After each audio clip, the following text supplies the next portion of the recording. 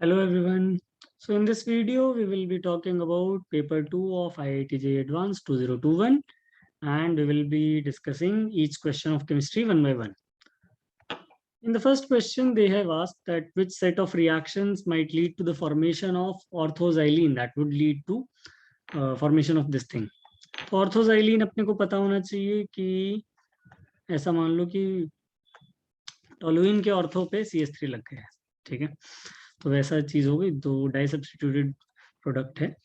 इसमें रिएक्शंस दी गई हैं हमें। अगर फर्स्ट रिएक्शन देखेंगे, इस पूरे को एज अ सेट देखें तो ये रिएक्शन क्या करेगा, पहले N2 प्लस Cl- बनाएगा, उस पर CuCN का अटैक होगा तो Cn ऐड हो जाएगा। So we will be getting the product which is mentioned here. इस पे जब डाइबाल H और H3O प्लस की कहानी कराएंगे तो साइनाइड जो है वो एल्डिहाइड में कन्वर्ट हो जाएगा। आगे देखें तो वुल्फ किशनर रिडक्शन हो रहा है जिससे कि हमें ऑर्थोजाइलिन मिल पाएगा। तो क्लियरली दिख रहा है कि यहाँ पे आंसर ए हो जाएगा। बी ऑप्शन में Mg दिखते ही, Br दिखते ही एक बार को ग्रिग्नार्ड की फीलिंग आ जानी चाहिए। ग्रिग्नार्ड रिएजेंट बनेगा, CO2 पे अटैक होगा, H प्लस का एडिशन होगा, यानी कि सीधा सीधा हमें कार्बोक्सिलिक एसिड मिल गया है in position ortho to Me। उसके आगे अगर देखेंगे तो उसमें SOCl2 का एडिशन है जिससे कि एसिड हैलाइड बना, और फर्दर आई थिंक रिडक्शन कराया गया है यूजिंग PDBSO4। PDBSO4 से एल्डिहाइड बना, जिंक HgHCl से फिर से एल्डिहाइड कन्वर्ट हो गया हमारा ortho ऑर्थोजाइलिन। So this is happening in the case 2, जो कि वो भी आंसर बन जाएगा। थर्ड केस में हमारे पास क्या है, थर्ड केस में ये कहानी दी गई है जिसपे कि शुरू में BH3H2O2NOH हाइड्रोबोरेशन डिबोरेशन समझ आ रहा है।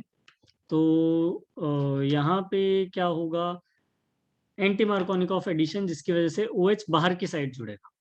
उस OH पे जब PBr3 की रिएक्शन कराई जाएगी तो OH को हटा के, एल्कोहल को हटा के अल्काइल हैलाइड बन जाएगा और उसको रिडक्शन करा दोगे, but you won't be getting ऑर्थोजाइलिन, क्योंकि ये वाली जो चीज है वो मिथाइल होना चाहिए था, इथाइल नहीं होना चाहिए था। And similarly in the fourth case also, जब हमें इस प्रोडक्ट इस चीज को ब्रेक करना है, ओजोनोलिसिस करना है, एंड में यही प्रॉब्लम आएगी कि जो हम रिडक्शन करने के बाद चीज बना पाएंगे, एक साइड तो मिथाइल लगेगा लेकिन दूसरी साइड इथाइल लगेगा, so we won't be getting orthoxylene. So the point is, हमें जो करेक्ट आंसर चाहिए वो सिर्फ कहाँ पे मिल पाएगा, इन option A and option B. Coming to the second question, काफी प्यारा क्वेश्चन है, काफी लेंदी क्वेश्चन है। इसमें अगर हम देखेंगे तो हमें कहाँ से हिंट उठाना चाहिए, ये बना, ओके सो क्या बनाए, PHCH2Br बना देंगे। आगे CHCl3, इसको देखते ही एक बार को तो कुछ ना कुछ हिंट सा लग जाना चाहिए, फाउल स्मेलिंग स्मेल भी आ रही है, तो यहाँ पे थोड़ा थोड़ा आइडिया लग जाएगा हमें कि अमीन बन रहा है। आर पोजीशन पे अमीन होना चाहिए, ऐसी एक फीलिंग है। आर पोजीशन पे अमीन है, उससे पहले रिडक्शन है तो ये NO2 हो सकता है। तो बड़ा सिंपल सा हो गया कि ये Q जो है, Q जो है वो KNO2 हो सकता है। अब Q AgNO2 क्यों नहीं हो सकता, क्योंकि Ag कोवलेंट कैरेक्टर की वजह से NO2 नहीं ऐड करता था, वो O वाली फॉर्म में ऐड होता था। तो यहाँ पे ये दिक्कत आ जाएगी, तो AgNO2 हमें एक्सक्लूड करना है, KNO2 हमें यूज करना है यहाँ पे। अच्छा, KNO2 यूज कर लिया, अब बात आएगी चलो कि जब ऑप्शन W और R के लिए चेक होगा उस टाइम पे देखा जाएगा। तो ये क्लियर हुआ कि यहाँ पे PHCH2NH2 और उस पे रिएक्शन करा के we can get S, that is fine. उसको जस्टिफाई करने का कोई और दूसरा तरीका हमें कैसे मिल सकता है कि अगर हमें P से, what was our P simply ये था, इसकी रिएक्शन करा दी जाए, जो ऑप्शन में देखें KCN से, KCN से बात नहीं बनेगी। क्यों, क्योंकि हमें अगर R से फाउल स्मेलिंग सब्सटेंस बनाना होता है रिएक्शन करके, तो वो आइसोसाइनाइड बनता है, साइनाइड नहीं बनता, वहां पे फिर NC आता है। इसका मतलब हमें अगर P से S जाना है तो हमें NC ऐड करवाना है, CN ऐड नहीं करवाना। तो KCN जो है वो तो CN ऐड करते हैं, AgCN अगेन कोवलेंट कैरेक्टर की वजह से CN ना ऐड करके NC आइसोसाइनाइड वहां पे फॉर्म करेगा, तो ये ऑप्शन भी हमें ठीक लग रहा है V की वजह से। अब बात आती है W पे।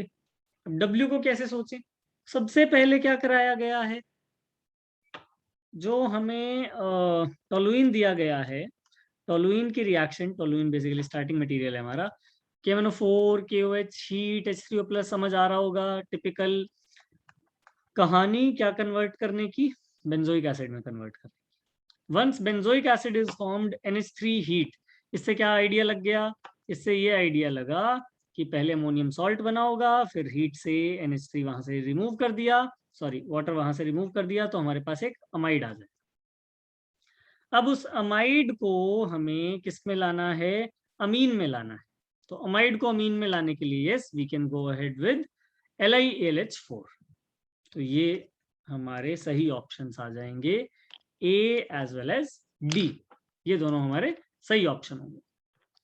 नेक्स्ट क्वेश्चन पे मूव करते हैं। तो यहाँ पे हमें रिएक्शन दी गई है, देखने में थोड़ी सी अजीब है, थोड़ा स्पेशल केस भी है।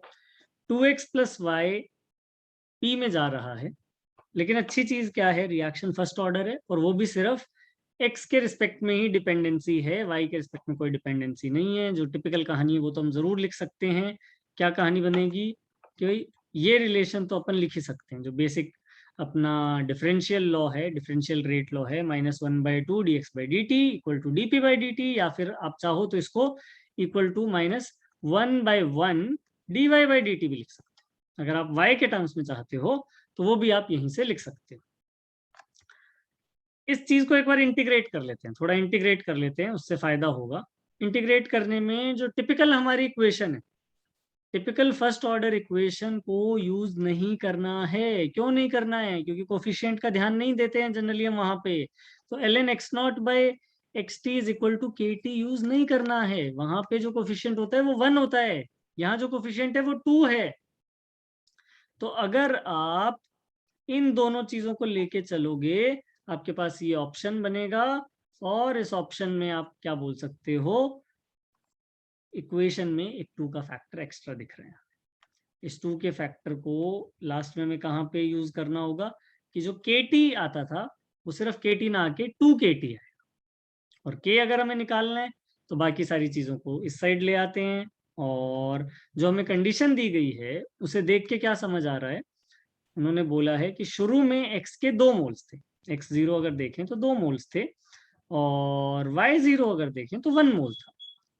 50 सेकेंड के बाद इसका 0.5 लेफ्ट रह गया, और रिएक्शन में अगर आप देखो, एक y के साथ 2x रिएक्ट कर रहे हैं, तो 0.5 के साथ कितने रिएक्ट कर रहे होंगे?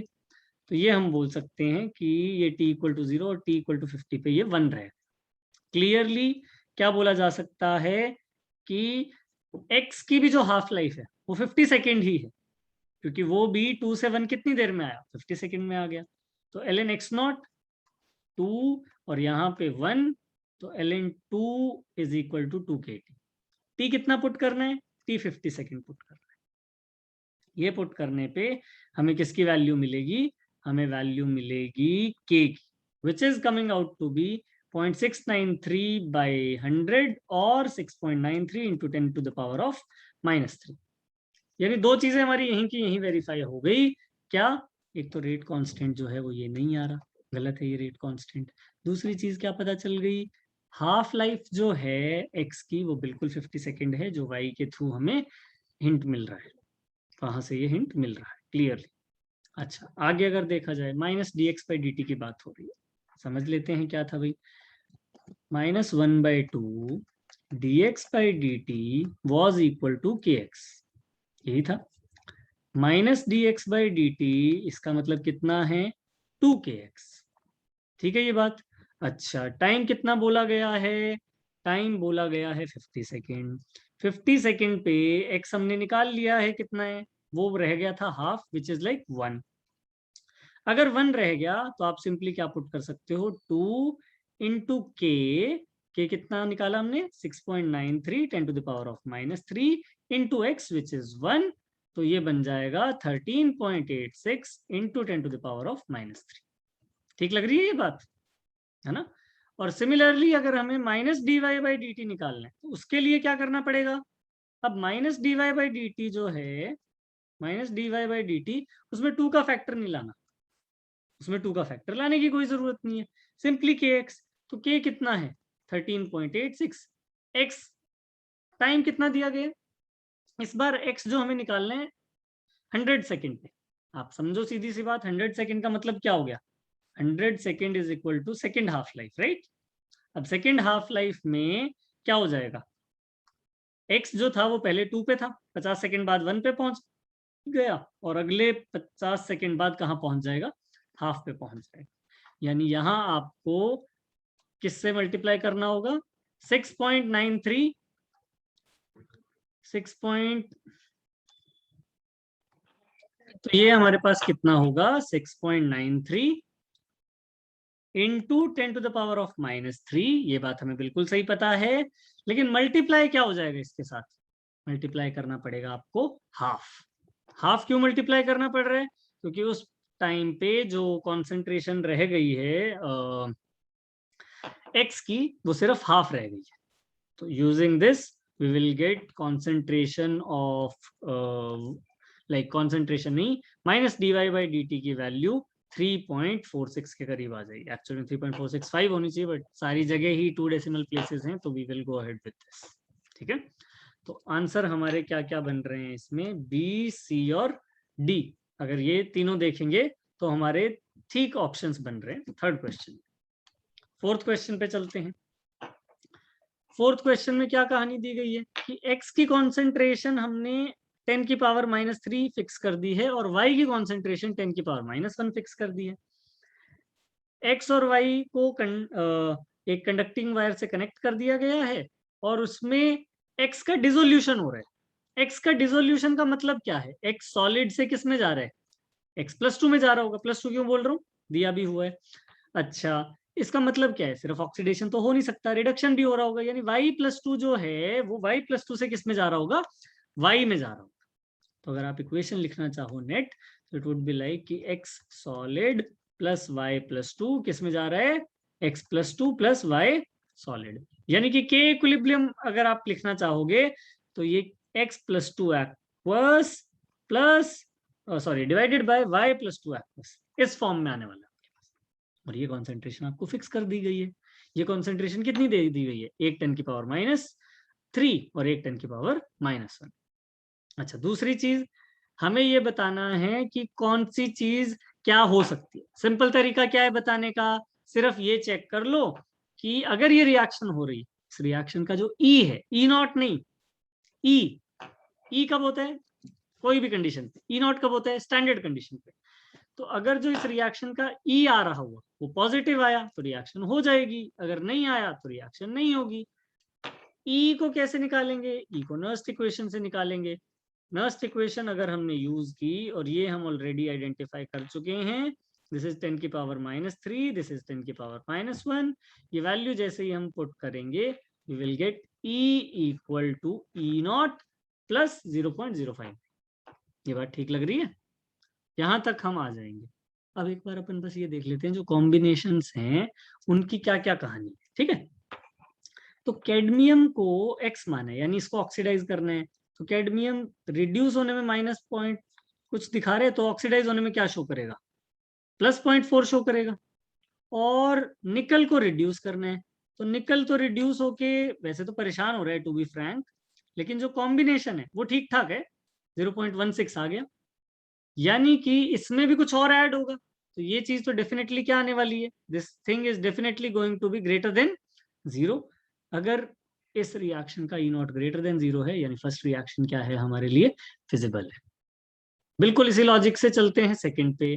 कैडमियम का हमने आइडेंटिफाई कर ही लिया है, ऑक्सीडेशन होने का 0.4 है। आयरन को कितना पसंद है, आयरन को थोड़ा कम पसंद आ रहा है, आयरन को कम पसंद आ रहा है 0.44। अगर आपने सब्ट्रैक्ट किया, यू आर गेटिंग -0.04। ठीक है, तो अगर ये रिएक्शन स्टैंडर्ड कंडीशन पे हो रही होती तो नहीं हो पाती, क्योंकि जो ई नॉट आ रहा है इसका वो नेगेटिव आ रहा है। लेकिन अभी इस नेगेटिव ई नॉट में ई बनाने के लिए क्या ऐड होना बाकी है, अगर मैं बी केस देखूं तो इसमें ई बनाने के लिए आप बोल सकते हो क्या ऐड होगा, अभी 0.059। और अगर ये ऐड हो गया, so this thing would become greater than 0। Which means reaction जो है वो हो जाएगी। स्टैंडर्ड कंडीशन पे नहीं होती, लेकिन जो कंडीशन दे रखी है उस पे जरूर हो जाएगी। निकल को हमने ऑक्सीडाइज कराया है, निकल ऑक्सीडाइज होना चाहता है, तो कैसे पता चल रहा है? रिड्यूस होने पे -0.24 है, तो ऑक्सीडाइज होने पे +0.24 होगा। लेड, हाँ लेड को अगर हम रिड्यूस करा रहे हैं तो वो ठीक ठाक ही रिड्यूस हो जा रहा है, मतलब बहुत ज्यादा रेजिस्टेंस शो नहीं कर रहा। तो ओवरऑल तो हमें ई चेक करने की भी जरूरत नहीं आई, क्योंकि ई नॉट ई पॉजिटिव, ये रिएक्शन भी हो जाएगी। लास्ट रिएक्शन देखते हैं। निकल को हमने ऑक्सीडाइज कराया, आयरन को रिड्यूस करा दिया, आयरन का रिडक्शन का मन कम ही था, और ये वैल्यू आ गई -0.20। अब ये जो -0.20 है, ये तो ई नॉट आया है। ई बनाने के लिए इसमें क्या करोगे? ई बनाने के लिए, डी केस का बता रहा हूं, ई बनाने के लिए आप -0.20 में क्या ऐड करने की कोशिश करोगे? 0.059, लेकिन जो आंसर आएगा वो फिर भी लेस देन 0 आएगा, और अगर आंसर लेस देन 0 आया तो ये रिएक्शन अपनी पॉसिबल नहीं होगी, स्पॉन्टेनियस नहीं होगी, तो ये ऑप्शन हमारा नहीं हो पाएगा। ठीक है, तो हमारे करेक्ट ऑप्शंस क्या हो गए? A B C. Let's move to next question. Next question में क्या कहानी है? The pair of complex where in both exhibit tetrahedral geometry. Very nice question, बहुत ही सिंपल फॉर्म में पूछा गया, लेकिन बड़ा ही प्यारा क्वेश्चन। प्यारा क्यों है वो मैं आपको बता देता हूँ। क्योंकि अगर इसमें आप स्टेट देखोगे ना ढंग से, बड़ी सही स्टेट है। क्या? Fe को शुरू में रखा गया +3 में, है ना, तभी तो -1 आया पूरे कॉम्प्लेक्स पे। तो अगर Fe को +3 में रखा गया, आयरन क्या है हमारे लिए? 3d6 4s2, यानी आपने +3 बनाते टाइम उसको क्या बना दिया बेटा? 3d5। लेकिन Cl जो है वो तो वीक फील्ड लिगेंड है। अगर वो वीक फील्ड लिगेंड है तो इसका मतलब वो पेयरिंग नहीं करा पाएगा, और अगर वो पेयरिंग नहीं करा पाएगा तो कुछ भी हो, वो इनर ऑर्बिटल कॉम्प्लेक्स बनाएगा, आउटर ऑर्बिटल कॉम्प्लेक्स बनाएगा, आउटर बनाएगा, आउटर बनाएगा, तो क्या मजबूरी हो गई उसकी? sp3 hybridisation, which means tetrahedral. ठीक है, अब यहां तो आयरन को अगर हम देखें तो आयरन -2 बना दिया गया है। आयरन को हमने क्या बना दिया है? आयरन को -2 बना दिया है। ऐसा करने से क्या हुआ? ऐसा करने से ये हुआ हमारे पास कि भाई ये 3d6 तो पहले ही था, जो ये कहानी थी, ये 3d6 तो पहले ही थी। अब इसको, सॉरी 3d6 4s2 तो पहले ही थी, अब आपने बल्कि इसको 3d8 4s2 बना दिया। अब एक बार को माइंड में आ सकता है कि 3d8 है, तो इसका मतलब अगर पेयरिंग वगैरह करा देंगे तो शायद एक ऑर्बिटल खाली हो जाएगा। अरे खाली तो हो जाएगा, ठीक है, लेकिन डी खाली कराने से बात बनेगी क्या? सिर्फ डी के बाद कौन सा ऑर्बिटल अभी भी भरा हुआ है? अपना एस ऑर्बिटल अभी भी भरा हुआ है। यानी सिर्फ खाली कराने से बात नहीं बनेगी, इन एस वालों को इधर शिफ्ट भी करना पड़ेगा। Carbonyl being a strong ligand, carbon monoxide being a strong ligand कर तो देगा, वो कोई दिक्कत नहीं है, लेकिन जो ऑर्बिटल खाली होंगे वो एस और आगे पी वाले ही हो पाएंगे, तो इसमें भी sp3 बनेगा। तो उस सेंस में बहुत ही बढ़िया क्वेश्चन है, क्योंकि एकदम से इंट्यूटिव सा थॉट नहीं है ना। पहली बात तो आयरन पे 2 नेगेटिव देखने की आदत नहीं है, फिर उनको शिफ्ट भी करा रहे हैं, फिर एकदम से ऐसी फीलिंग आ रही है 3d8 तक सोच भी लिया, तो बहुत चांसेस है कि एकदम से सोचें कि अच्छा क्या पता ये खाली तो हो ही गया एक डी ऑर्बिटल, बस काम बन जाएगा। तो इस सारी चीजों को देखते हुए overall it is a very good question. अब तो मतलब एक बार ट्रिक समझ आ गई तो हम हर किसी में ही कर सकते हैं ये चीज। कोबाल्ट में एक इलेक्ट्रॉन एक्स्ट्रा ऐड कर दिया गया, कोबाल्ट में एक एक्स्ट्रा ऐड करो, या आयरन में 2 एक्स्ट्रा ऐड करो, सेम ही तो बात है। ठीक है, इसको दोबारा नहीं कर रहे, बिल्कुल सेम केस है ये। और कोबाल्ट में ये कॉपर ले आए हैं, सॉरी कोबाल्ट में क्लोरीन ले आए हैं, तो कोबाल्ट में अगर क्लोरीन लेके आए हैं तो उससे क्या होगा? Cobalt +2 which is like 3d7, लेकिन क्लोरीन हमारा पेयरिंग नहीं करा पाएगा, तो दोनों आउटर ऑर्बिटल कॉम्प्लेक्स बनेंगे, यानी ये दोनों भी कैसे बनने वाले हैं बेटा? sp3। तो अभी ऑप्शन ए और ऑप्शन बी दोनों sp3 बन रहे हैं। आगे चलते हैं। NiCO4, निकल क्या था? 3d8 4s2, पेयरिंग कराओगे तो 3d10 4s0 कर दोगे, यानी इसको तो खाली कर लिया तुमने, किसके लिए, sp3 हाइब्रिडाइजेशन के लिए। लेकिन यहाँ निकल +2 आ गया और at the same time strong field ligand आ गया, तो इसके चक्कर में क्या हो जाएगा हमारे पास, यहाँ पे आपका कॉम्प्लेक्स DsP2 बन जाएगा। यानी ये गड़बड़ हो गई, हमें स्ट्रॉन्ग फील्ड लिगेंड वगैरह नहीं चाहिए था यहाँ पे। DsP2 बनते ही, DsP2 क्यों बना, क्योंकि हमारे पास 3D8 था, 3D8 में स्ट्रॉन्ग फील्ड लिगेंड की प्रेजेंस में वी कैन मेक DsP2, और हमारा ये जो कहानी है ये कोई फायदा नहीं हो पाएगा इसमें। आगे चलते हैं, यहाँ भी दिख तो रहा है कि थोड़ा थोड़ा कॉपर प्लस। अब कॉपर प्लस से फर्क क्या पड़ता है, कॉपर प्लस क्या है हमारे लिए, इट इज 3D10, एक इलेक्ट्रॉन हटाया तो वो तो S से हट गया, तो अगर py को बॉन्ड बनाना भी है तो उसको कहाँ से बनाना पड़ेगा, S और P से ही बनाना पड़ेगा, यानी ये भी sp3 और कॉपर +1 फिर से स्ट्रॉन्ग आ भी जाए तो भी sp3, यानी एक्सेप्ट जो ये एक चीज दी गई है हमें NiCN4 2-, बाकी सारे ही sp3 बन रहे थे। क्वेश्चन में ये पूछा गया था कि दोनों पेयर्स sp3 होने चाहिए, तो हमारा आंसर क्या नहीं होगा, हमारा आंसर ये नहीं होगा, बस बाकी सारे ABD would be correct answer. ठीक है ये बात, आगे चलते हैं। यहाँ पे पूछा गया है correct statement related to oxo acids of phosphorus. अच्छा, H3PO3 का डिस्प्रोपोर्शनेट रिएक्शन हो जाता है, बिल्कुल सही बात लिखी है। तो H3PO3 को अगर आप हीट करते हो और हम डिस्प्रोपोर्शनेट रिएक्शन एक्सपेक्ट कर सकते हैं, बीच की ऑक्सीडेशन स्टेट है, ऑक्सीडाइज भी हो सकता है, रिड्यूस भी हो सकता है, बिल्कुल ये रिएक्शन सही है। आगे चलते हैं, H3PO3 can act as reducing agent, H3PO3 में +3 में है, और अगर +3 वाली चीज को आप देखोगे, अगर +3 वाली चीज को आप देखोगे तो वो कौन सी स्टेट में जा सकती है, H3PO4 +5 में जा सकता है, तो इसका मतलब yes it can act as reducing agent, ये बात बिल्कुल सही है। H3PO4 नहीं कर सकता क्योंकि this is already in highest, ये ऑलरेडी कौन सी स्टेट में है, हाईएस्ट स्टेट में। तो अभी जो दोनों स्टेटमेंट्स हमने पढ़ी हैं दोनों सही है। H3PO3 फॉस्फोरिक एसिड को बोल रहे हैं, सॉरी फॉस्फोरस एसिड को बोल रहे हैं कि मोनोबेसिक एसिड। तो H3PO3 मोनोबेसिक होता है या डाई बेसिक होता है, H3PO3 अगर आप देखोगे तो it is dibasic not monobasic. ठीक लग रही है ये बात, ये स्टेटमेंट जो है वो गलत होगी। और the H atom of pH bond in H3PO3, इसी का जो H एटम है ये आयनाइजेबल नहीं है, बिल्कुल सही बात, इसीलिए इसका जो N फैक्टर होता है वो कितना होता है, 2 होता है, 3 नहीं हो पाता है। तो इससे हमें आइडिया लगा कि हमारा आंसर इस केस में भी क्या होने वाला है, A, B एंड D। इस क्वेश्चन को अगर स्टार्ट करेंगे तो क्या समझ आ रहा है, यहाँ से इन्होंने दिया है कि हमारे पास एक वीक मोनोबेसिक एसिड की जो कंडक्टिविटी है वो इतनी है, इनफाइनाइट डाइल्यूशन पे, ठीक है।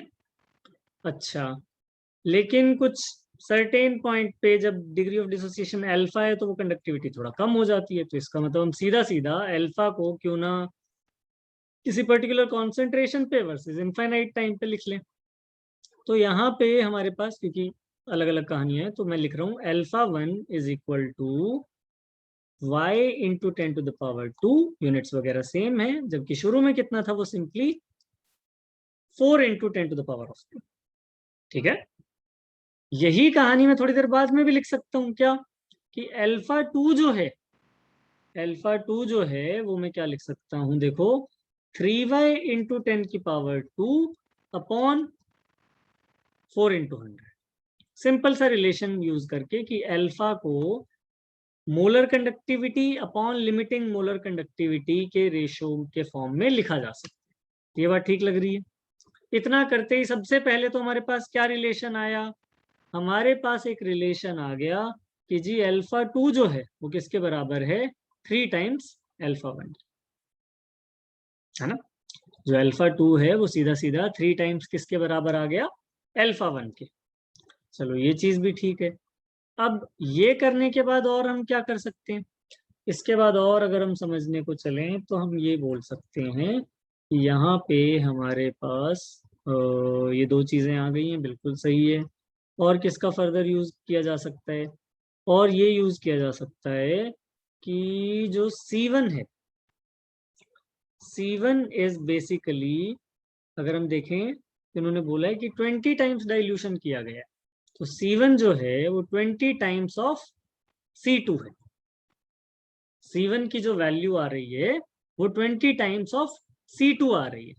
तो अगर हम, क्योंकि ऑब्वियसली वीक एसिड है, उसका के तो चेंज होने से रहा, तो अगर हम एक के के टर्म में इक्वेशन लिखने की कोशिश करें, अगर हम एक इक्वेशन लिखने की कोशिश करें के ए के टर्म्स में, तो हम ये जरूर लिख सकते हैं कि सपोज करो वीक एसिड आपका कैसे टूट रहा है, H प्लस एक्स माइनस, ये शुरू में C था, C अल्फा टूटा, यानी अब कितना रह गया, C माइनस C अल्फा। तो अगर आप के ए लिख रहे हो, आप लिख सकते हो फर्स्ट केस के लिए C1 alpha one upon C1 minus C1 alpha, which is like C1 alpha one का होल स्क्वायर और अपॉन में 1 माइनस अल्फा वन रहेगा, जिसको हम चाहें तो निग्लेक्ट कर सकते हैं। देखते हैं किस तरीके से यूटिलिटी बनती है इसकी। अब सेम चीज आप यहां भी लिख सकते हो। कब? जब इक्वेशन थोड़ी चेंज हो गई है, जब कॉन्सेंट्रेशन थोड़ा चेंज हो गया, तो C2 alpha 2 into C2 alpha 2 upon C2 minus C2 alpha, तो आप C2 को कैंसिल कर दो, तो ये क्या बन जाएगा, C2 alpha 2 square upon 1 minus alpha 2। इन दोनों को ऑब्वियसली हम चाहें तो यहां से इक्वेट कर सकते हैं। इक्वेट करने पे देखो हमें क्या मिलेगा, इक्वेट करने पे we can get something like कि C1 alpha 1 square upon 1 minus alpha 1 is equal to C2 alpha 2 square upon 1 minus alpha 2। यहां तक हम पहुंच जाएंगे यूजिंग दिस इक्वेशन। अच्छा, जो 400 है उसका क्या यूज कर सकते हैं? उसका भी कहीं ना कहीं पे यूज देखा जा सकता है। अल्फा 1 इज इक्वल टू, अगर हम 4 के टर्म्स में देखें तो इट इज y/4, और ये जो वैल्यू है it is equal to 3y/4, है ना। ये हमारे पास एक रिलेशन रहेगा अल्फा के टर्म्स में भी। ठीक है, तो अब क्या करना है आगे? अब यहां से हमारे पास अगर ऑप्शंस देखें तो क्या है, ज्यादा कुछ है नहीं इस इक्वेशन में। We can use our two relations. क्या क्या रिलेशंस हैं? पहली चीज C1 is equal to 20 times of C2, ठीक है। और सेकेंड चीज क्या है, ये alpha 2 is 3 times of alpha 1। तो ये चीजें हम सीधा सीधा यहाँ पे पुट कर सकते हैं। तो मैं इसको 20 टाइम्स ऑफ क्या पुट कर रहा हूँ, 20 times of C2 into alpha 1 square upon 1 minus alpha 1 is equal to C2 into alpha 2 का होल स्क्वायर, और अल्फा 2 को मैं सीधा सीधा अभी पुट कर रहा हूँ क्या, 3 अल्फा 1, यानी कि 3 अल्फा 1 का होल स्क्वायर, यानी कि क्या, 9 अल्फा 1 का होल स्क्वायर अपॉन क्या, 1 माइनस अल्फा 2। ये वैल्यू मेरे पास यहां से आ सकती है। इस वैल्यू के आने से फायदा क्या हो रहा है, एक तो C2 कैंसिल होता हुआ दिख रहा है, दूसरा मुझे C1 बोल रहा हूँ, सॉरी, अल्फा 1 का होल स्क्वायर भी जाता हुआ दिख रहा है। तो कुल मिला के इक्वेशन बन रही है, नीचे मैंने अभी भी वो चेंज नहीं किया था, तो कुल मिला के equation 20 minus 20 times of alpha 2 is equal to 9 minus 9 times of alpha 1। ठीक है, अल्फा 1 को मुझे चेंज करना है, या फिर जो अभी तक किया है अल्फा 2 को चेंज किया ना, तो अल्फा 2 को ही चेंज कर रहा हूं मैं। तो 20 minus 60 times of alpha 1 is equal to 9 minus 9 times of alpha 1। इसको अगर हम इधर लाएं तो ये बन गया 11 is equal to 51 times of alpha 1। ये फाइनली हमारे पास इक्वेशन आ रही है। अल्फा 1 की वैल्यू रो धो के हमारे पास क्या आ रही है, 11/51, जिसको हम 0.2 2156 अगर कैलकुलेटर से देखूं तो ये है। और अगर मैं सिंपल टर्म्स में देखूं, क्योंकि मुझे 2 डिजिट तक लाना ही है, तो इस चीज को मैं 0.216 लिखूंगा और 0.216 को मैं 0.22 लिखूंगा। फाइनली अल्फा 1 जो कि हमारा अल्फा के बराबर था, वो किसके बराबर आ रहा है? 0.22। ठीक है ये बात। अच्छा, ये करने के बाद अब हमें क्या चाहिए? दूसरी चीज, अल्फा निकालने के बाद now we need Y also. ठीक है, तो अगर हमारे पास अल्फा 1 आ गया है जो कि हमारा अल्फा ही था, तो वाई तो आ ही गया। वाई सिंपली क्या है?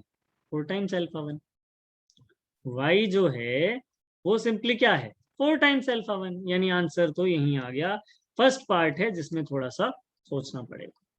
ठीक है, तो अगर वो फर्स्ट स्टेप हम समझ जाएं कि अल्फा को इस क्वेश्चन में किसके फॉर्म में लिखना है, that is the key. Alpha को given molar conductivity upon infinite molar conductivity के टर्म्स में लिखना है, हमारे आंसर उसके बाद दोनों आ जाए। ठीक है, चलो नेक्स्ट सेट पे चलते हैं। नेक्स्ट सेट पे देखें तो भाई रिएक्शन कराई गई है टिन की, क्वालिटेटिव एनालिसिस का क्वेश्चन है। HCl से रिएक्शन कराई गई, सॉल्ट बना। सॉल्ट की रिएक्शन फर्दर कराई गई नाइट्रोबेंजीन के साथ। x ग्राम हमारा शुरू में ये था, टिन था, और y ग्राम हमारा शुरू में क्या लिया गया है? नाइट्रोबेंजीन लिया। ठीक है, और इवेंचुअली जो सॉल्ट बना है वो 1.29 ग्राम है। तो I think the key idea in this question first is to have a sense of understanding कि रिएक्शन कैसे बनेगी। जब तक आपको रिएक्टेंट प्रोडक्ट इस क्वेश्चन में नहीं पता होगा, that is difficult to go ahead. तो जो सॉल्ट की बात की जा रही है, इट इज लाइक कि हमारे पास रिएक्शन करने के बाद ये सॉल्ट बन रहा है, ये जब तक हम आइडेंटिफाई नहीं कर पाएंगे। एनिलीन के साथ HCl की रिएक्शन है, एनिलीनियम क्लोराइड बोल सकते हैं। ये सॉल्ट अगर हम आइडेंटिफाई नहीं कर पाएंगे तो ना ये रिएक्शन बैलेंस हो पाएगी। रिएक्शन बैलेंस नहीं हो पाएगी तो मतलब आगे नहीं जा पाएंगे। ठीक है, अब यहां से बैक ट्रेस करना that is not a big deal, लेकिन सबसे पहली चीज क्या है? इस इक्वेशन को सही से लिखना। रेडॉक्स रिएक्शन है, SN देख रहे हैं, तो दोनों बार ऑक्सीडाइज हुआ है। पहले एसिड से रिएक्ट करके, फिर इससे नाइट्रोबेंजीन से रिएक्ट करके ऑक्सीडाइज ही हुआ है दोनों केसेस। ठीक है, तो अगर हम पहले ये देख लेते हैं कि मोल्स कितने दिए गए हैं हमें, तो मोल्स अगर आप चेक करोगे यू विल रियलाइज हमारे पास, इसका वेट निकालने की कोशिश करते हैं। तो वेट इज लाइक C6H5, तो ये बची हुई रिंग है और उसमें क्या डला है? NH3, और उसमें क्या लगा है? Cl। तो C6H5 का वेट कितना हो गया? 72 + 5 77। इसका वेट कितना हो गया? इसका वेट हो गया 17, 14 + 3 17, और Cl 35 दिया गया है हमें। तीनों चीजों को अगर ऐड कर देंगे, so we are getting basically 77 + 17 + 35, which is making 49, and here we get 129। बहुत ही नंबर देखते ही कॉन्फिडेंस आ जाएगा, है ना? ऐसा नंबर देख के कॉन्फिडेंस आ जाता है कि जी हमें जो सॉल्ट दिया गया है, बेसिकली उसके कितने मोल्स दिए गए? उसके मोल्स दिए गए हैं 1/100। ये बात ठीक लग रही है? तो अगर हमें 1/100 मोल इसके दिए गए हैं, तो ऑब्वियसली हमें नाइट्रोबेंजीन के भी कितने मोल चाहिए थे? हमें 1/100 मोल ही चाहिए थे। तो नाइट्रोबेंजीन का वेट निकाल लेते हैं फिर सेकेंड स्टेप में। तो 77 फिनाइल वाले हिस्से का, 14 नाइट्रोजन की वजह से, और 32 ऑक्सीजन की वजह से। 77 + 14 + 32, इतना अगर हम देखें तीनों को ऐड करके, what we are getting is 13, और यहाँ पे 1 आया तो 123। ठीक है, तो ये वेट हमारा आ रहा है when we are having this thing instead of this salt. ठीक है, तो हमारा जो वेट आ रहा है वो इतना आ रहा है, कितना? 123। तो इसके भी अगर हमें इतने ही मोल्स चाहिए, अगर जो मोल्स चाहिए हमें वो सेम ही हैं, तो वी कैन सिंपली से कि भाई इसका वेट कितना यूज हुआ होगा? फिर तो जो इसका वेट यूज किया गया होगा दैट इज सिंपली 1.23 ग्राम्स। तो ये जो वेट यूज हुआ है हमारा, वी कैन सिंपली से 123 इंटू 1/100 मिलीमोल्स, है ना। गिवन वेट जो आएगा वो मोलर वेट इंटू मोल्स, इनको मल्टीप्लाई कर दोगे तो 1.23 ग्राम।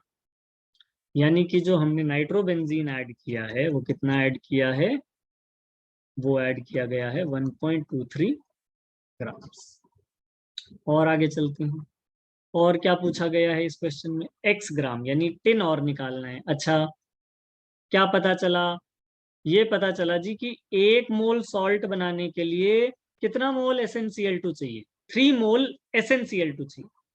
अब अगर 3 मोल SnCl2 चाहिए तो 3 मोल टिन भी चाहिए होगा शुरू में। फिर तो हमें यहां से क्या पता चला कि जो टिन का और सॉल्ट का रेशियो है वो 3:1 का है। तो अगर ये 1/100 हमें बनाना है तो ये भी कितना लेना पड़ेगा, 3/100। और अगर ये 3/100 ले लिया, इसका मोलर वेट कितना दिया गया है हमें, 119। तो 3/100 into 119, that gives us like 357/100, that is what, 3.57 ग्राम। तो जो x की वैल्यू आई, जो x की वैल्यू आई वो 3.75 ग्राम आई, और जो y की वैल्यू आई वो कितनी थी, ऊपर हमने जस्ट निकाली है 1.23 ग्राम।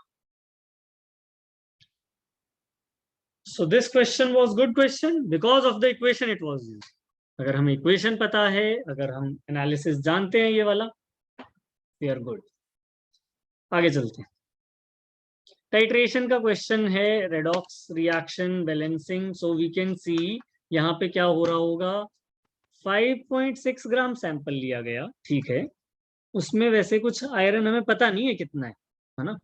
Number of moles present in this, हाँ तो आयरन हमें निकालना ही है। तो हम मान लेते हैं ना कि आयरन के कितने शुरू में मोल्स थे, ए मोल्स थे। लेट्स कंसिडर दिस, ठीक है। आयरन के शुरू में ए मोल्स थे, तो ए मोल्स आयरन के हैं कितने में, आप देखो 5.6 सैंपल था जो कि 250 ml में प्रिपेयर हुआ था, तो 250 ml में ए मोल्स थे, ठीक है। अब अगर 250 में इतने थे तो 25 ml में कितने हुए, 25 ml में हो गए A/10 मोल्स, ठीक है ना। A/10 मोल्स हमारे पास आ गए 25, ठीक है। अच्छा, अब अगर हम देखेंगे इसको शुरू से समझें, है ना, अगर हम इसको देखें तो अब इन्होंने क्या बोला है कि जी इस 25 ml सैंपल का जब टाइट्रेशन कराया गया तो इसके लिए 12.5 ml यूज किया गया, किसे, 0.03 मोलर KMnO4 को, वो भी बात ठीक है, to reach the end point. आगे क्या हिंट मिल रही है, आगे हिंट ये मिल रही है कि भाई हमें बताना क्या है, number of moles of Fe+2 present in 250 ml solution में हमसे पूछे गए। तो ये हमसे कहानी पूछी गई है। अब यहाँ पे अगर हम देखें, यहाँ पे अगर हम देखें तो हो क्या रहा है, ऐसा कुछ हुआ है कि भाई आयरन ने रिएक्शन की, किसके साथ, HCl के साथ। उस रिएक्शन से क्या हुआ होगा, उस रिएक्शन से Fe+2 बन गया होगा। Fe+2 बनने से क्या हुआ, फिर हमने इस चीज की Fe+2 जो बना, उस Fe+2 की रिएक्शन किससे करा दी, इस Fe+2 की रिएक्शन फर्दर हमने करा दी KMnO4 से। तो इसका मतलब अगर हम इक्वेशन सेटअप करना चाहें, वी कैन सिंपली से कि रिएक्शन जो बाद में हुई है वो क्या है, Fe+2 प्लस KMnO4, ये Fe+3 ऑक्सीडाइज हो रहा होगा, और एसिडिक कंडीशन की फीलिंग है तो ये Mn+2 में जा रहा होगा। इक्विवेलेंस इक्वेट कर देते हैं, बैलेंसिंग वगैरह कौन करेगा, है ना। तो ऐसे मान लो कि भाई जो भी मोल शुरू में थे, जो भी मोल शुरू में चल रहे थे वो ए थे।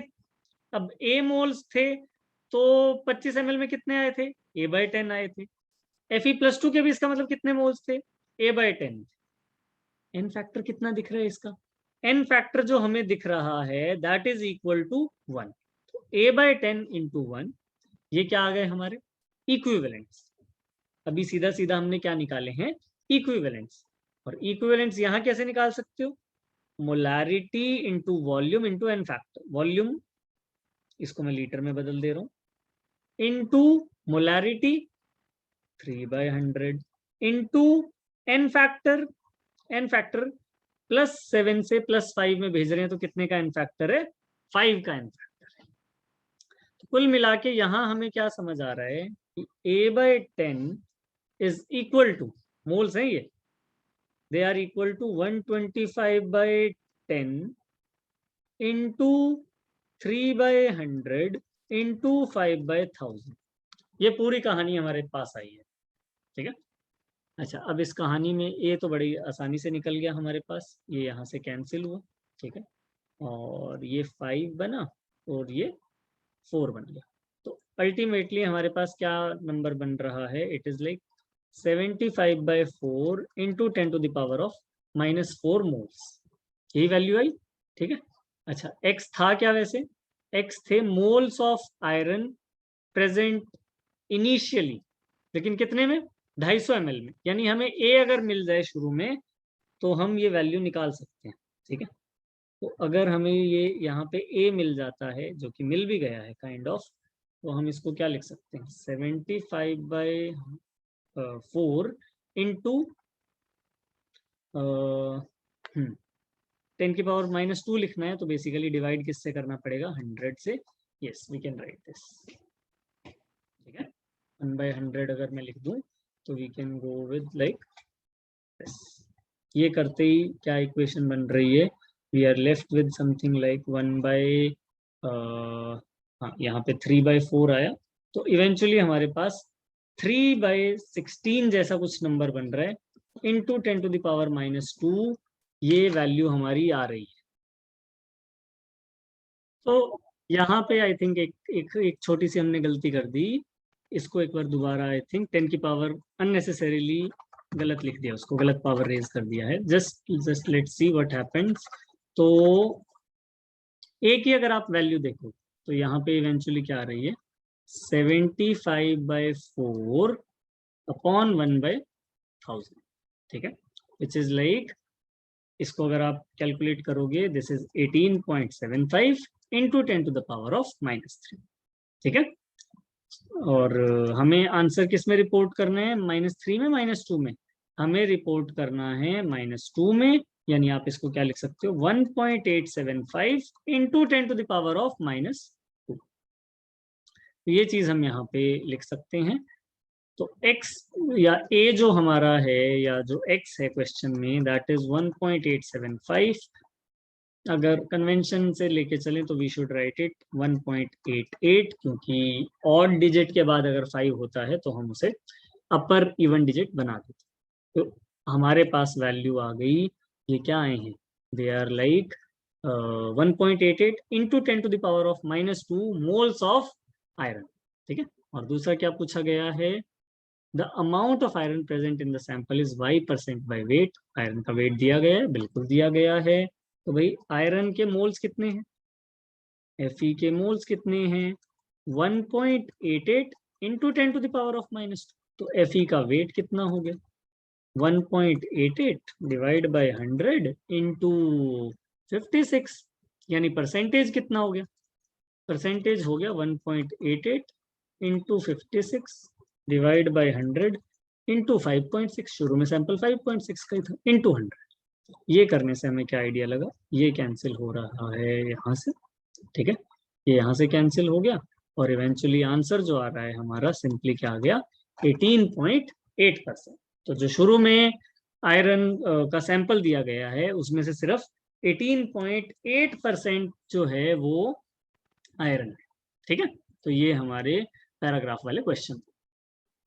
यहाँ पे आप ये भी बोल सकते हो वैसे कि अगर हम एग्जैक्ट कैलकुलेशन से चलते तो इस नंबर को हम थोड़ा सा मॉडिफाई कर सकते थे हल्का सा, ये एक्चुअल में 1.875 था, है ना। तो अगर हम इसको देखेंगे तो 1.875 इंटू 56/5.6 होता, तो फिर क्या बोल सकते थे आप, 18.75। तो I think the range will be given by the main answer की। तो मेरे हिसाब से तो 18.8 18.75 से लेके 18.80 तक कुछ भी आप मार्क करो, because you have taken approximation in above step, this should be considered. तो ये हमारा परसेंटेज आता which is like in the initial sample.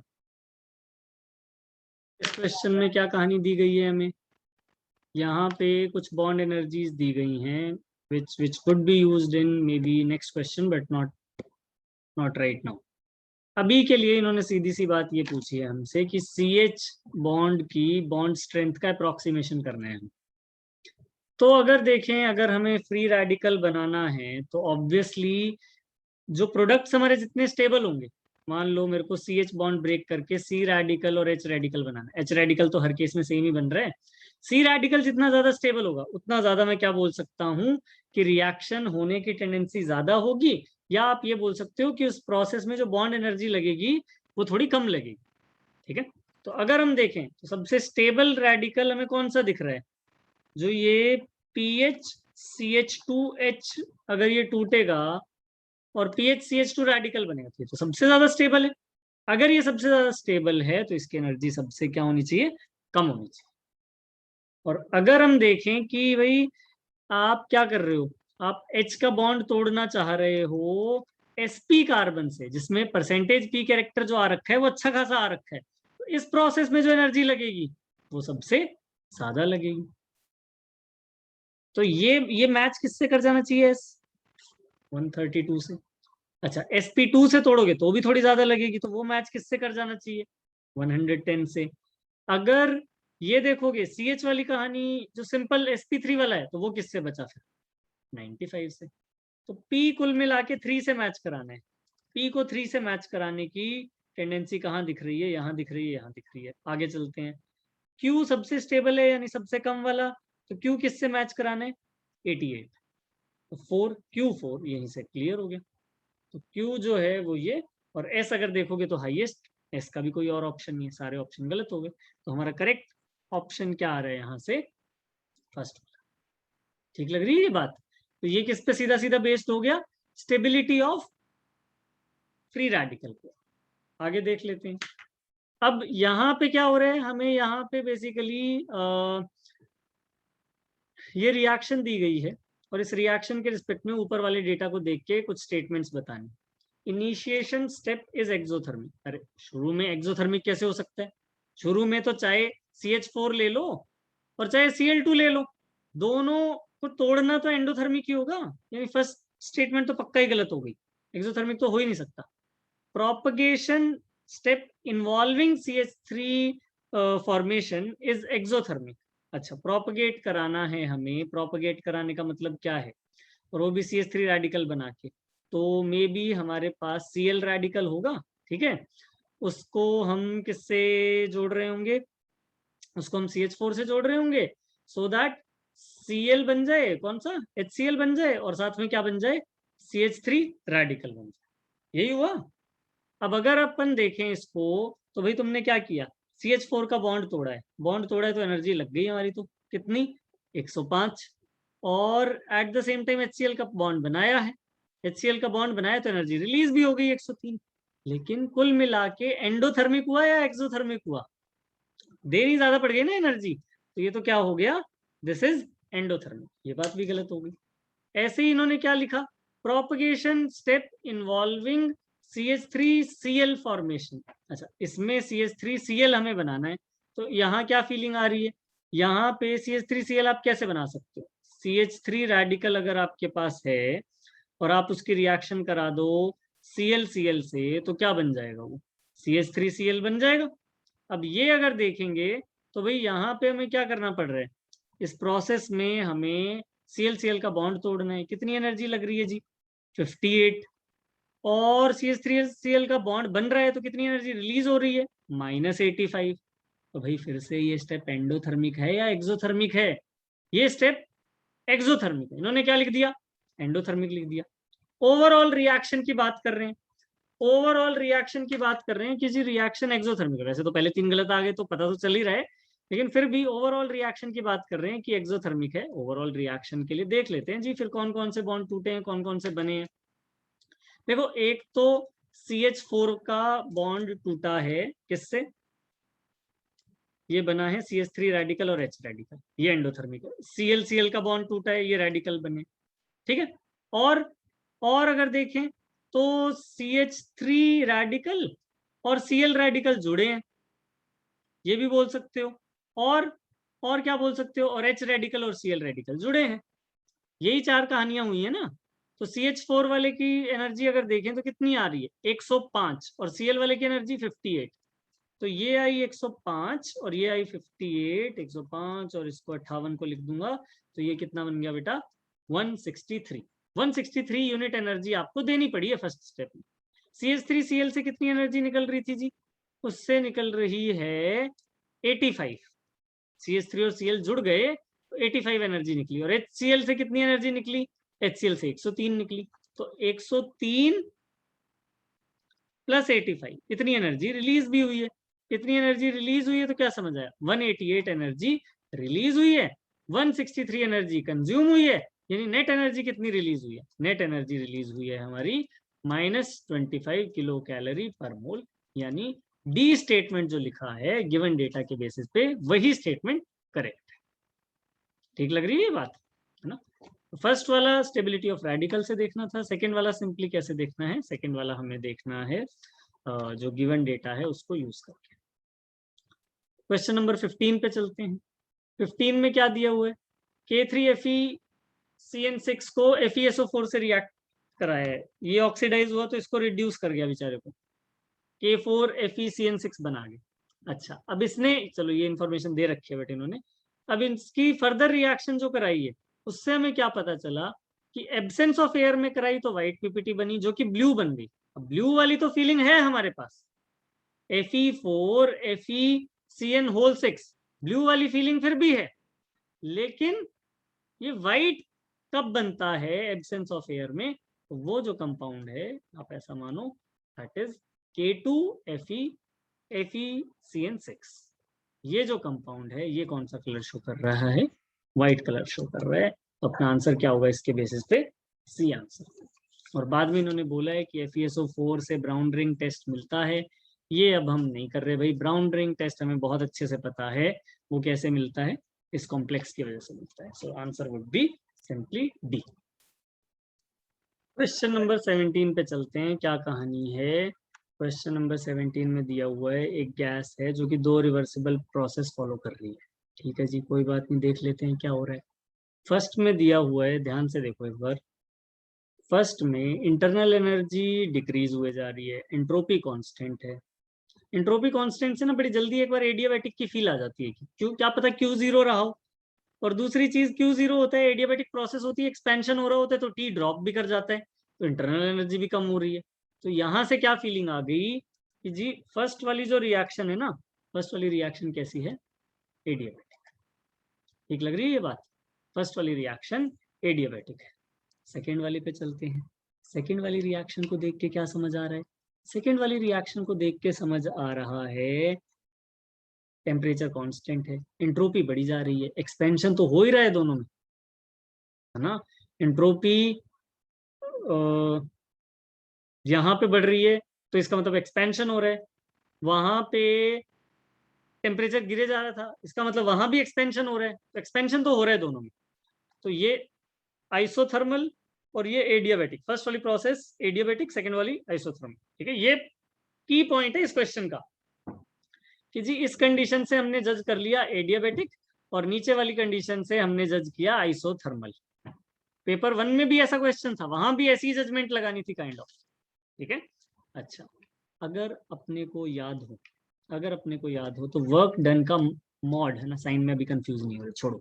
Work done का जो मॉड है वो हम क्या ले सकते हैं एडियाबैटिक प्रोसेस के लिए, NR delta T upon gamma -1।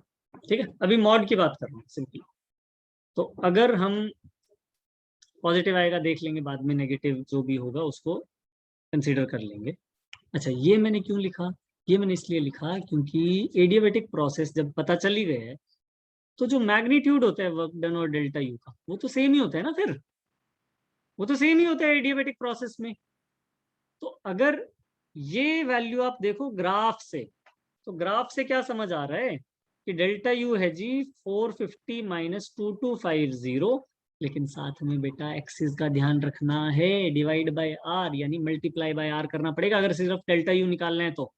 और यहाँ क्या लगा दो साथ के साथ, यहाँ लगा दो n, 1 है, r तो r इज जी होता है, डेल्टा टी कितना होता है वो हमें निकालना है। अच्छा, गामा माइनस 1, गैस कैसी दिख रही है, मोनोएटॉमिक दिख रही है, डायटोमिक दिख रही है, डायटोमिक दिख रही है। कैसे? क्योंकि गामा जो सीवी जो दिया हुआ है, सॉरी, वो 5/2 है। तो इससे क्या फीलिंग आ गई, अगर ये 5/2 है तो गामा की वैल्यू कितनी आ गई, 7/5। गामा 7/5 हो गया हमारा, ठीक है। गामा 7/5 हो गया, तो यहाँ मैं क्या लिखने वाला हूँ, 7/5 माइनस 1। ये बात ठीक लग रही है? ऐसा अगर हमने कर दिया, ऐसा अगर हमने किया तो इससे क्या फायदा होने वाला है, इससे ये फायदा होने वाला है कि जी -1800 जो आर की वैल्यू आएगी वो किसके बराबर आएगी, वो आएगी आर डेल्टा टी, और अपॉन में अगर आप देखोगे तो 7 - 5 कितना हुआ, 2, और ऊपर चला जाएगा 5। आर से आर कैंसिल हो गया।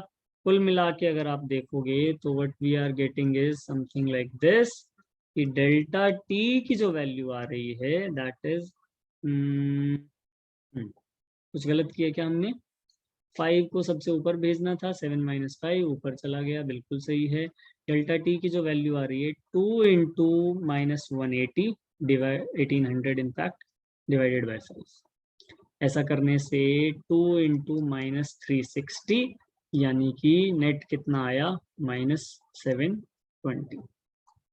तो क्लियरली यहाँ पे हमें क्या आइडिया लग रहा है कि जो टेम्परेचर है वो ड्रॉप हुआ है। और इनिशियल टेम्परेचर अगर अपने को पता है, इनिशियल टेम्परेचर अगर अपने को पता है 900 केल्विन, तो हम क्या बोल सकते हैं कि जी 900 केल्विन से 720 ड्रॉप होके हम कहाँ पहुंच गए, 180 केल्विन।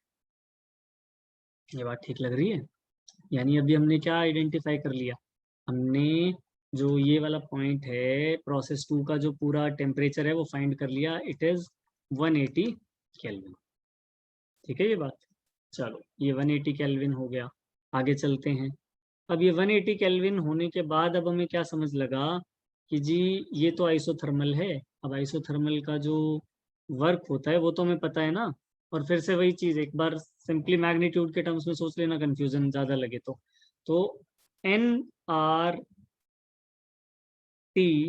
ln V2/V1, बस ये तो होगा, है ना। अगर वैसे प्रॉपर साइन चाहिए तो ले लो भाई, साइन ले लो। और ये वर्क दोनों का इन्होंने सेम बताया है, तो अगर दोनों का सेम है तो लो जी, ये रहा। फिर दोनों एक्सपेंशन है तो कोई फर्क नहीं पड़ता, माइनस से माइनस कैंसिल, आर से आर कैंसिल, एन की वैल्यू ऑलरेडी 1 है अपने पास। पता क्या चला, टेम्परेचर कितना था जी, टेम्परेचर हम कितने पे आ गए थे, 180 पे आ गए थे, है ना। 180, अच्छा सॉरी, ये ln V3/V2 कर देना चाहिए, है ना, ln V3/V2, not V2/V1, ln V3/V2। तो 180 इंटू ln V3/V2 की वैल्यू कितनी है, 1800। अगर इसकी वैल्यू 1800 है तो ln V3/V2 जो कि हमें निकालना भी है उसकी वैल्यू कितनी आ गई, सिंपली 10। तो आई थिंक इस पूरे क्वेश्चन में जो काम की चीज है वो क्या है कि आप ये आइडेंटिफाई कर पाओ कि ये रिएक्शन कैसी थी। फर्स्ट स्टेप में एडियाबेटिक थी, सेकेंड स्टेप में isothermal. If you identify this part you are done. चलते हैं नेक्स्ट क्वेश्चन पे। Consider a helium atom that absorbs a photon on this. पहली बात जो ध्यान देनी चाहिए, जो गलती कर सकते हो बेटा, एटम की बात हो रही है, ठीक है। एटम की बात कर रहे हैं यहाँ पे, किसकी बात नहीं कर रहे, कोई हीलियम आयन की बात नहीं कर रहे। तो बोहर मॉडल मत लगाने लग जाना बैठ के इधर, ठीक है। क्या दिया है, the change in velocity of helium atom after photon absorption. तो हमें क्या पता है जी, हमें पता है कि अगर वेवलेंथ की बात हो रही है, कुछ कुछ हम एक बार को सोच सकते हैं कि यहाँ पे जो डी ब्रोगली वेवलेंथ होती है that is what, that is equal to h/mv, ठीक है। उससे रिलेट करने की कोशिश कर रहे हैं। क्यों कर रहे हैं? क्योंकि वेलोसिटी भी दिख रही है मेरे को एक्चुअल में। तो अगर मैं बोलूं कि वेलोसिटी v1, तो वो कुछ मेरे को h/m लैम्डा जैसा कुछ समझ आ रहा है अभी के लिए, है ना। तो यहाँ पे ठीक लग रहा है ये वाला पार्ट। अच्छा, और ये कौन सी वेलोसिटी है? ये तो लेकिन वेलोसिटी जो हम ले रहे हैं, ये वेलोसिटी किसकी ले रहे हैं? इसकी, लेकिन वेवलेंथ जो होगी ये डी ब्रोगली वेवलेंथ आएगी। This would be de Broglie wavelength. इससे कुछ फायदा होगा क्या, देखना पड़ेगा। अच्छा, और क्या सोच सकते हैं? hc/लैम्डा, hc/लैम्डा ये क्या होती है? एनर्जी होती है फोटोन की। ओके, फोटोन की ये एनर्जी थी, है ना। तो हम यहाँ पे क्या बोल सकते हैं कि अगर ये hc/लैम्डा है, ये वाला पार्ट हमारे पास, और बाद में लैम्डा का एब्जॉर्प्शन हुआ है कुछ कुछ, है ना। ठीक है, तो हम ये बोल सकते हैं कि जो एनर्जी एब्जॉर्ब हुई है वो लैम्डा के प्रोपोर्शनल है। तो यहाँ पे हमें थोड़ा सा कुछ सोचना पड़ेगा कि हम ऐसा करते हैं। चलो, लेट्स थिंक अबाउट मोमेंटम, है ना। तो अगर हम मोमेंटम को देखें तो हम ये बोल सकते हैं जी कि मोमेंटम जो है वो lambda by, sorry lambda by नहीं, h/लैम्डा है। p जो है वो h/लैम्डा है। और दूसरा p क्या है हमारे लिए? mv तो है ही पक्का पक्का। ठीक है, अब इस इक्वेशन को अगर हम यूज करें तो हमारे पास ये कहानी आ सकती है कि h दिया हुआ है, लैम्डा में दिया हुआ है, मास हमें पता है एटम का, v हम निकाल सकते हैं। अच्छा, इसमें क्या फीलिंग है कि हम मान रहे हैं कि शायद पहले पार्टिकल जो है वो रेस्ट पे रहा होगा। ऑल्दो मतलब थोड़ी सी अजीब सी बात है, तो आप इसको सिंपल टर्म्स में ऐसा समझ सकते हो कि अगर हम h/लैम्डा लिखते हैं, h/लैम्डा लिखते हैं, जो भी एनर्जी ट्रांसफर हुए है वो किस सेंस में आप बोल सकते हो? m delta. ठीक है, तो अगर वैसे हम मानने में थोड़ा अजीब लग रहा है हमें, तो हम ये लिख सकते हैं कि h/लैम्डा is m times of delta v। और ऐसा करने से हमारे पास क्या आएगा? h की वैल्यू दी गई होगी शायद 6.6, यहीं पे लिख देता हूँ मैं, 6.6 इंटू 10⁻⁻34। लैम्डा कितना दिया गया है? लैम्डा दिया गया है 330 इंटू 10⁻⁻9। और सामने क्या मिल रहा है हमें? मोलर मास 4, लेकिन एवोगैड्रो नंबर का यूज करना पड़ेगा। 6 इंटू 10⁻23 और डेल्टा। ये सारी कहानी हमें यूटिलाइज करनी पड़ेगी इस क्वेश्चन की। ठीक है, तो इसको अगर हम सॉल्व करते हैं प्रॉपरली, सो अगर आप देखोगे तो बेसिकली इक्वेशन क्या बन रही है? 6.6 इंटू 6, ठीक है, इंटू 10⁻⁻34 प्लस 23 प्लस 9। इतना तो हाँ, इतना तो हो ही रहा है ना। यहाँ पे अगर आप देखोगे, यस दिस इज हैपनिंग। और अपॉन में क्या आ रहा है? 330 इंटू 4। इसको कैलकुलेट अगर करके देखते हैं, we are getting something like 6.6 into 6, 33 into 4, और ऊपर आप 10 लगा दो बेसिकली, है ना। 10 लगा दो तो 10 की पावर फाइनली कितनी बच जा रही है? एक -1। ठीक है, इसको अगर हम कैलकुलेट करते हैं, what we are getting is 6.6 into 6, okay, divided by 33 divided by 4। तो हमारे पास जो बड़ा ही परफेक्ट सा आंसर आ रहा है, ये कितना? 0.3 और अपॉन 10 बोल सकते हो। ठीक है, विच इज लाइक 0 पॉइंट, या फिर आप ऐसा बोल लो ना, 3/100 हमारे पास ये कहानी आ रही है।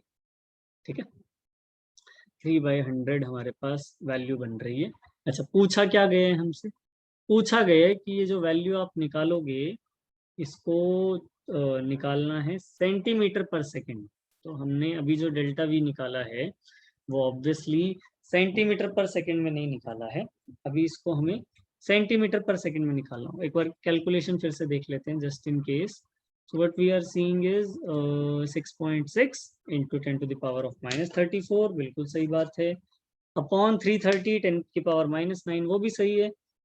6 into this thing 6.02 10 की पावर, ये हो गया बिल्कुल ठीक। और हाँ अच्छा, एक हमने छोटी सी गलती कर दी है यहाँ पे, देखो वही वही लग रहा था मेरे को कि कैलकुलेशन चेक करनी चाहिए हमें।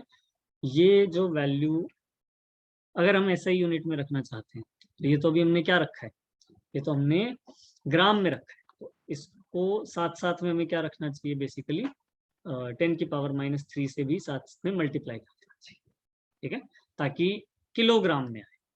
तो ये वैल्यू किलोग्राम में लाने के लिए हमें क्या करना पड़ेगा, 10 की पावर -3 से मल्टीप्लाई करके चलना पड़ेगा, ठीक है ना। ये एक छोटी सी एरर हम वहां पे कर रहे थे। तो ये अगर आप करोगे, इसके बाद एक बार कैलकुलेशन फाइनली देख लेते हैं। 10 की पावर -34, इधर से 9 ऊपर गया, बिल्कुल सही बात। अच्छा यहाँ पे क्या किया है हमने, ये वाला स्टेप एक बार फिर से देखते हैं। इट इज लाइक कि इसको यहीं पे मैं 33 कर दे रहा हूँ। तो 33 इंटू 10 की पावर कितना था ये, -8, तो ऊपर 8 भेज देते हैं सीधा सीधा। 10 की पावर -34 प्लस 23 प्लस 8, ये करने से हमारे पास अगर आप ऊपर देखेंगे तो क्या बन रहा है, 10 की power minus what we are getting is like 10 की पावर -3, है ना। यहाँ से जो वैल्यू आ रही है हमारे पास, वो वैल्यू 10 की पावर सीधा -3 पे आ रही है। और 10 की पावर -3 अगर ऊपर है और ये नया वाला 10 की पावर -3 है, तो हमें जो फाइनल आंसर मिल रहा है वो 0.3 मिले। छोटी सी एक एरर हो गई थी, उसकी वजह से आंसर 0.3 मीटर पर सेकेंड है। क्या एरर थी बेसिकली, अगर हम पुट कर रहे हैं तो वेट जो है, मैं के सॉरी वेट बोल रहा हूँ, मास जो है वो केजी में पुट करना चाहिए। तो ये हम करेंगे तो इससे हमें क्या पता चल रहा है, फाइनली 0.3 मीटर पर सेकेंड का चेंज आ रहा है। लेकिन हमें आंसर मीटर पर सेकेंड में रिपोर्ट नहीं करना, हमें आंसर किस में रिपोर्ट करना है, हमें रिपोर्ट करना है सेंटीमीटर पर सेकेंड में। सो वी कैन सिंपली से 3/10 इंटू 100 सेंटीमीटर पर सेकेंड, जो कि कितना बन जाता है, जो कि बन जाता है 30 मीटर पर सेकेंड, ठीक है। तो ये कहानी 30 मीटर पर second should be your final answer. Let's come to the last question of this. काफी नया सा क्वेश्चन। ClO2 की रिएक्शन कराई गई है O3 से, ओजोनोलिसिस से, और पूछा गया है कि क्या ऑक्साइड बन रही है, क्या ऑक्सीडेशन स्टेट है। तो इसमें हमें एक ClO3 की ऑक्साइड बनानी है, साथ में O2 बनेगा। और अगर ClO3 की ऑक्साइड बनती है तो उसकी स्टेट क्या होने वाली है, oxidation state +6। So overall this was the paper of JEE advance 2021। 2 videos में हमने पेपर 1 और पेपर 2 को कवर करने की कोशिश की है। Some questions were good, some questions were tricky. कहीं कहीं पे अगर आप स्पेसिफिक अप्रोच नहीं ले पाते तो चांसेस हैं फंसने के। कई जगह जैसे कि लास्ट क्वेश्चन में हम कर रहे थे, अगर कैलकुलेशन थोड़ा भी गड़बड़ होती है तो yes obviously there are chances for calculation mistake. Overall it was a good paper and yes that's it from this video. Bye bye, take care.